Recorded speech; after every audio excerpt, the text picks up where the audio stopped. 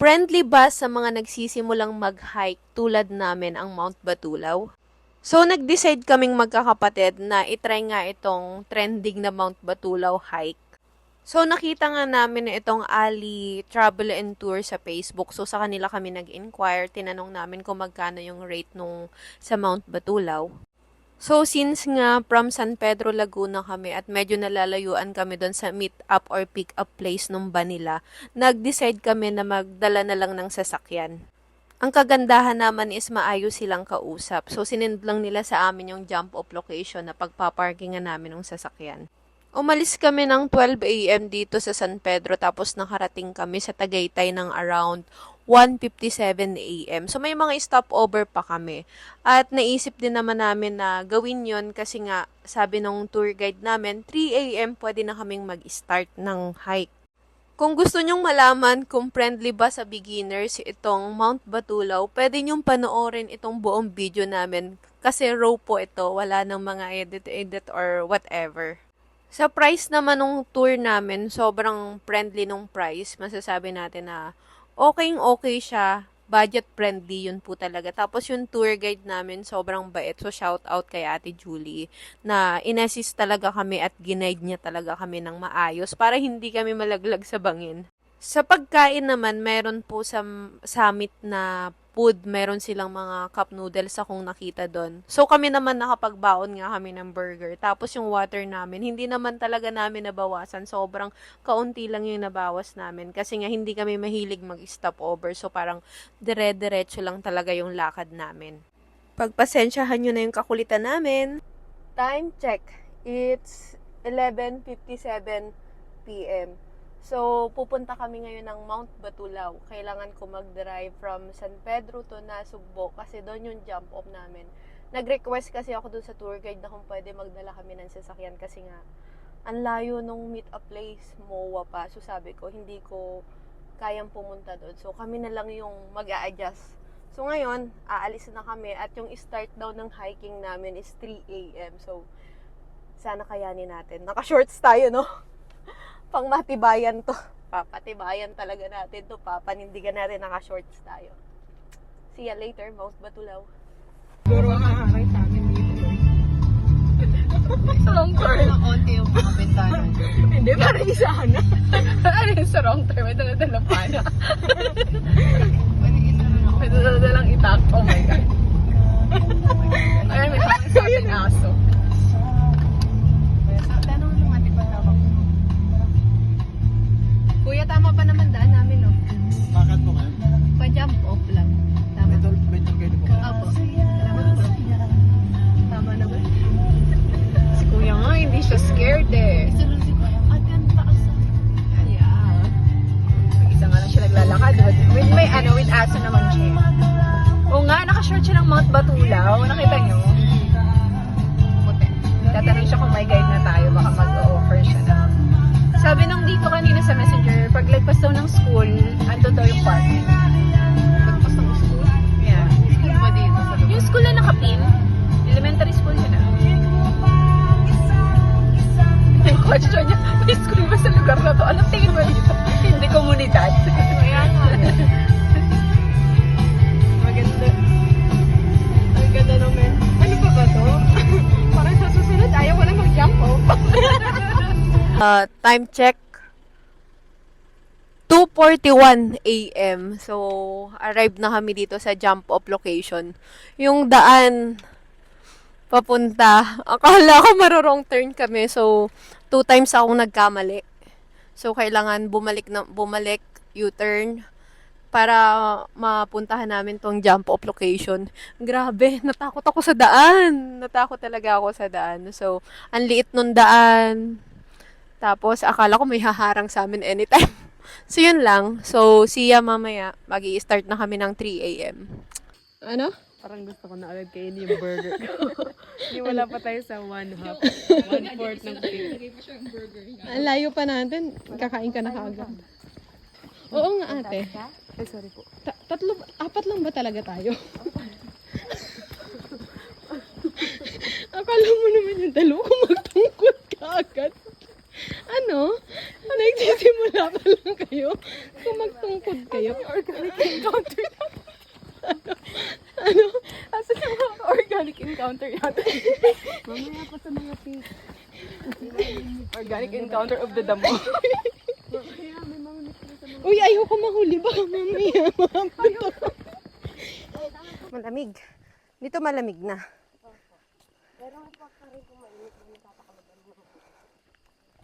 Yan.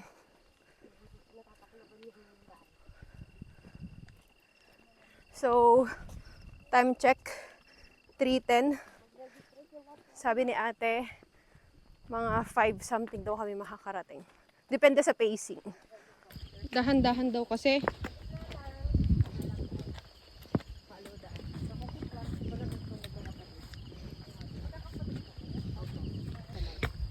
Beginners friendly nga daw.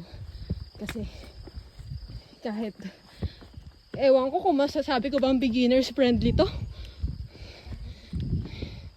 Grabe. Nahihingal na ako. Ito kahinaan ko eh. Pwede mo akong patakbuhin. Huwag lang hiking. Pero ginusto ko to. No, beginners friendly ba to? Ako sa inyo. Kumusta ka? Okay lang. Nahulas na yung foundation mo. Welcome to Mount Batulaw. Peak 1 pa lang kami. Guys, peak 1 pa lang. At ang oras ay 3:33. Peak 1 pa lang. Peak 2, 3:35. Hanggang, ilan tayo ate? Peak 12. Nasa peak 3 na kami. Ayun po, oh. Joke lang pala. Hindi ko pala siya makita. Oo, so, nasa peak 3 na kami.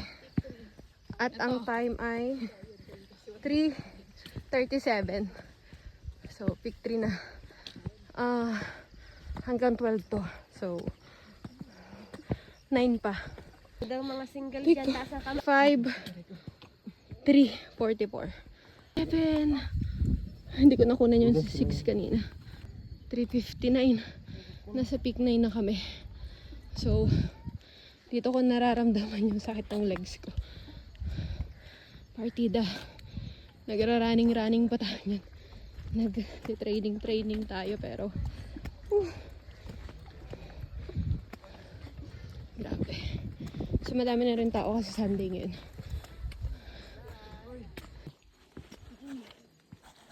Oh.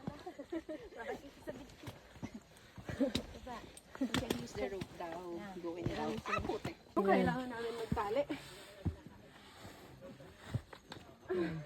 Grabe.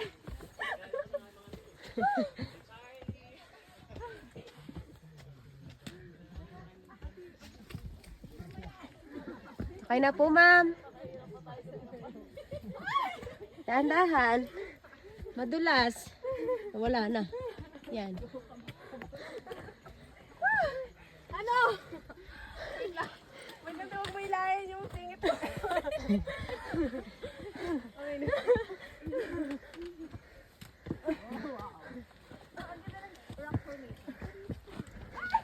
Dahan-dahan.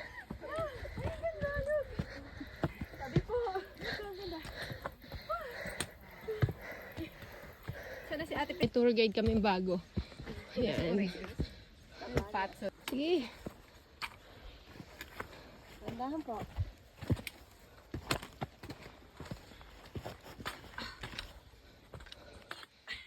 Yan, ginusto mo yan, di ba? Masaya nga eh. Mabilis ba kami ate? Yes. Kasi Arrive. yung mga nakakasama ko, 2:30. Mga dalawang oras na sila. Oo. Hi. Hi. Ma'am, 4:30. wag masyadong kikilit, ma'am. Bangin talaga yan. 811 meters yan. Price. Anong oras na ba? Yan, ate ko yan.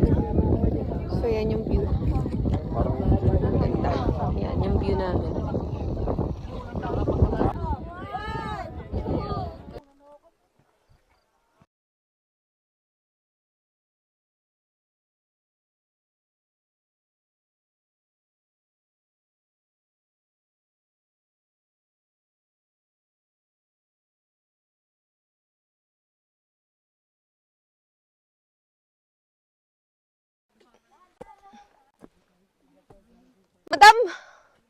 Madam, tama ba tong daan namin? Tamang daan to? Yeah. May ahas dito, te. Wala. Para sa amin, yes, super friendly sa beginners nitong Mount Batulaw. At importante rin na tama yung shoes na isusuot natin. At magdala kayo ng tungkod kasi yan yung isa sa pinaka-importanting talagang nagamit namin. At wag na kayo masyadong magdadala ng napakabibigat na mga gamit or masyadong madaming tubig kasi hindi nyo rin yan maiinom 100% sure. At lastly, maaga na lang kayong magsimula mag-hiking, magdala kayo ng flashlight para maaga din kayong makababa. Medyo nakakapagod pero kakayanin. Kinaya pala, I mean. Si Ate Sharon. Ikaw, Ate Donna. Sobrang saya. Tapos magdadrive pa ako pauwi ng San Pedro. Tingnan mo naman yung daan, kaya masaya. Kasi grabe yung daan dito. Ayan yung sinasabi ko na hindi po tayo naka 4x4. Parang tayo lang yung nagdala ng sasakyan, no? Lahat ng sasakyan doon ban. So, tapos tayo lang yung may kanyang sasakyan. Kasi nga, di ba? Ano tayo? Choosy tayo. Bilis lang natin hindi man lang, yung mga inumin namin, balak pa nila magdala ng mga ilang liter na tubig. Tapos, hindi naman pala namin may inom yung mga dala-dala namin paon. Nainom naman, pero alam mo yun, yung bawas lang ng onte, ganun. So, ayan. Tapos nagdadala pa daw kami lunch kahit hindi naman pala. Hindi naman pala Thank you. Buti na lang hindi kami nagdala talaga. Oo. Pero super ang ganda ng view, ang ganda ng ng sunset. Ay, sunrise pala. Sobrang ganda. Super ganda. Super pawis. Ang sarap maglakad. Nakaka-heal ng inner child. Tapos ang bait pa ni Ate Julie. Thanks to Ate Julie. Thanks Ate Julie. Shout out kay Ate Julie. Ate Julie International. Ate Shai, ikaw muna. Mag-bye ka na muna sa vlog natin. Bye vlog! See you again. next time. Ate Donna. Bye vlog! Nagka-drive kasi ako. See you again next time. Busy siya guys. Bye guys!